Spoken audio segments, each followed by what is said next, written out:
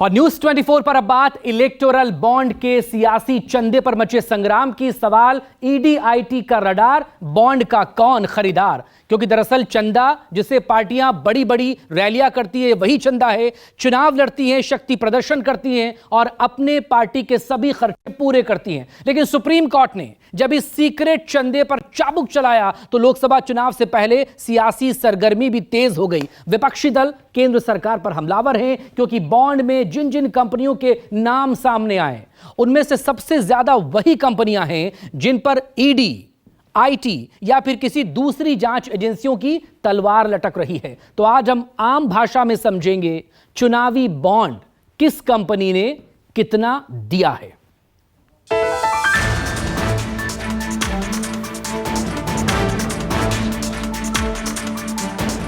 Bharatiya Janata party को electoral bond से चंदे के रूप में मिली रकम 6060 करोड़ रुपए। तृणमूल कांग्रेस को इलेक्टोरल बॉन्ड से चंदे के रूप में मिली रकम 1600 करोड़ रुपए। कांग्रेस पार्टी को बॉन्ड से चंदे के रूप में मिली रकम 1421 करोड़ रुपए। देश की तमाम राजनीतिक पार्टियां चंदे की रकम से अपनी राजनीति की गाड़ी को चलाने का काम करती हैं। चुनावों में जीत के लिए बेहिसाब पैसा खर्च करती हैं। चुनावों में खर्च को काबू करने के लिए चुनाव आयोग ने कई नियम बनाए, लेकिन इलेक्टोरल बॉन्ड एक ऐसा मुद्दा था जिसके सहारे पॉलिटिकल पार्टियों की फंडिंग पर कई सवाल खड़े हो रहे थे। इसी बीच सुप्रीम कोर्ट ने जब सख्ती दिखाई तो इलेक्शन कमीशन को हरकत में आना पड़ा और इसीलिए उसने अपनी वेबसाइट पर अपलोड कर दिया वो डेटा जिसके बेस पर चुनावी सरगर्मी के बीच शुरू हुआ है इलेक्टोरल बॉन्ड पर नया घमासान। लिस्ट निकली है भाई और बहनों, कंपनी की लिस्टें देख लो।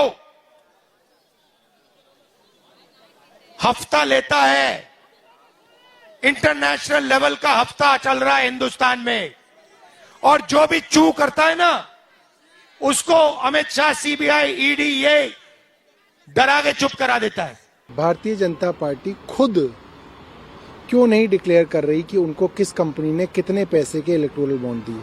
क्यों सुप्रीम कोर्ट को दबाव देके, चाहे वो स्टेट बैंक ऑफ इंडिया हो या इलेक्शन कमीशन हो या केंद्र सरकार हो, इनसे ये जानकारी उगलवानी पड़ रही है? जैसे ही इनकम टैक्स का या ईडी का छापा किसी कंपनी पे बनता है वो अगले ही कुछ दिनों में इलेक्टोरल बॉन्ड बनाती है।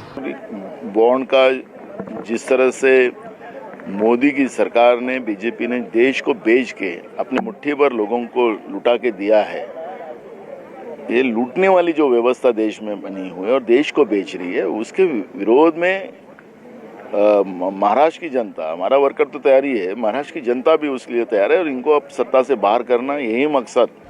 इलेक्टोरल बॉन्ड पर सुप्रीम कोर्ट के आदेश के बाद स्टेट बैंक ऑफ इंडिया ने पूरी जानकारी इलेक्शन कमीशन को सौंप दी और चुनाव आयोग ने यह पूरी जानकारी अपनी वेबसाइट पर अपलोड कर दी।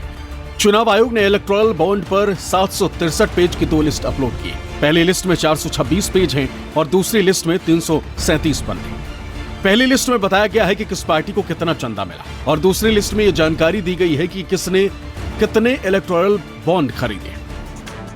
हालांकि किस कंपनी ने किस पार्टी को कितना चंदा दिया है इसका लिस्ट में जिक्र नहीं किया गया, जिसके बाद विपक्षी दल एक बार फिर सरकार को घेरने के लिए उन पर हमलावर हो चुके हैं।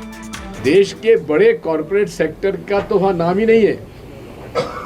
आखिर उन्होंने क्या बीजेपी को, कांग्रेस को, किसी को चुनाव में कोई फंड ही नहीं दिया क्या?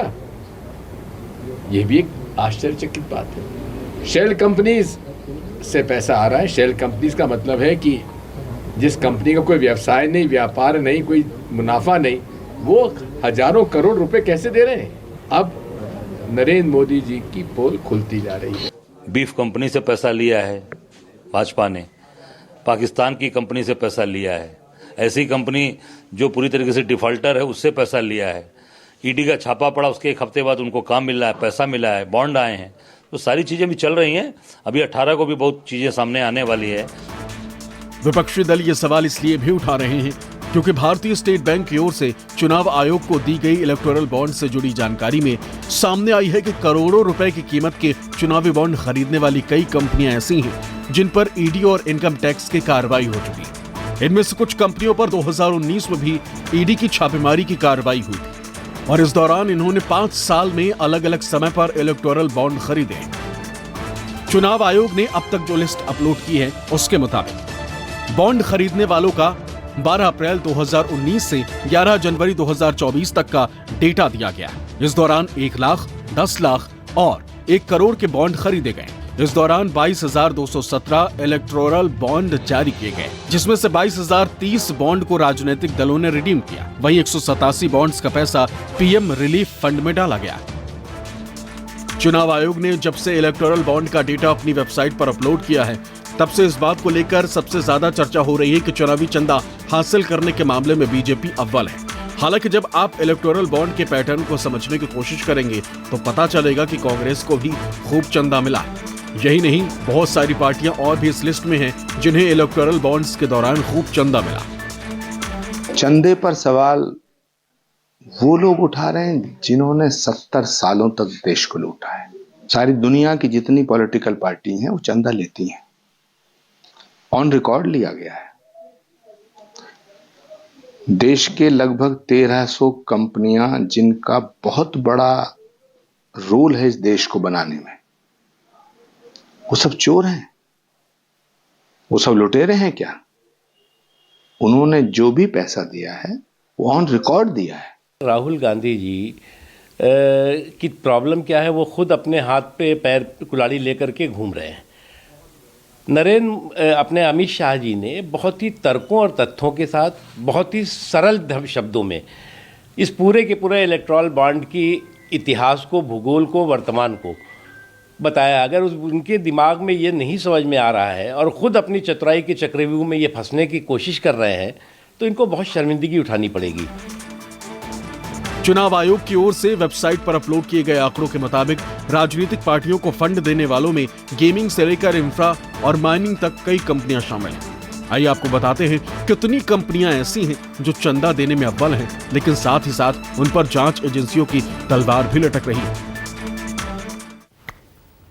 तो अब डिटेल समझिए और जानिए और देखिए एसबीआई ने कितने इलेक्टोरल बॉन्ड जारी किए हैं और इसकी तारीख कब से कब तक की है। तारीख है इसकी 1 अप्रैल 2019 से 15 जनवरी 2024 के बीच 18,871 इलेक्टोरल बॉन्ड जारी किए गए और इसकी कुल जो रकम है वो 12,156 करोड़ रुपए की है। ये इसकी वैल्यू है। अब लिस्ट भी देखिए, दरअसल जो लिस्ट आ रही है, सबसे ज्यादा चंदा देने वाली 30 कंपनियों में से 15 के खिलाफ ईडी, इन्फोर्समेंट डायरेक्टोरेट, सीबीआई और इनकम टैक्स की कार्रवाई देखी गई है। सबसे ज्यादा चंदा देने वाली 30 कंपनियों में। अब इसके और आगे बढ़े तो ये भी समझिए दरअसल कि सवाल इसको लेकर भी है कि बाद में इन्हें फायदा कितना मिला, क्या इससे पहले इन पर कोई केंद्रीय एजेंसी की क्या कोई रेड चल रही थी, क्योंकि चंदा देने वाली कंपनियों में से सबसे ज्यादा ऐसी हैं जिन्हें लाइसेंस और अप्रूवल की जरूरत थी और इसके बाद जाकर यहां पर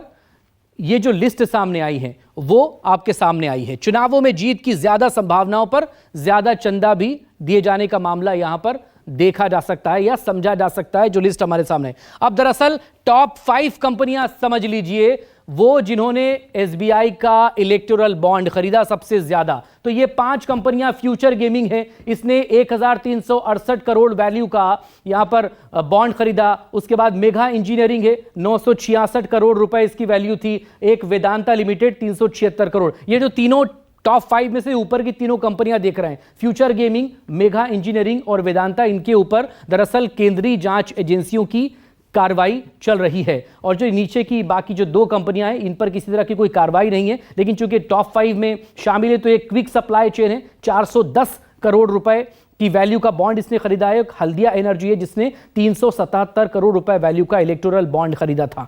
ये दरअसल डिटेल है। अब इलेक्टोरल बॉन्ड का डेटा भी समझ लीजिए। दरअसल वो डेटा क्या है, साल 2019 से लेकर साल 2020 के बीच जो बॉन्ड खरीदे गए या बॉन्ड सामने आए, वो 12,156 करोड़ के बॉन्ड यहां पर खरीदे गए हैं, अलग अलग कंपनियों ने खरीदे हैं। 5,830 करोड़ के 48% बॉन्ड 20 बड़ी कंपनियों ने खरीदे थे। इनमें से कुछ जो 5 कंपनियां दिखाई, उनमें से 3 पर तो जांच भी चल रही है, ये भी आपने देखा है। नरेंद्र मोदी जी ने कहा कि भ्रष्टाचार मिटाना है। आपको याद है, कहते थे इलेक्टोरल बॉन्ड्स का उन्होंने पूरा ढांचा तैयार किया। ठीक है, अब निकलता क्या है कि हिंदुस्तान की सबसे बड़ी कंपनियां इलेक्टोरल बॉन्ड के माध्यम से नरेंद्र मोदी जी की पार्टी को हजारों करोड़ रुपए देती है।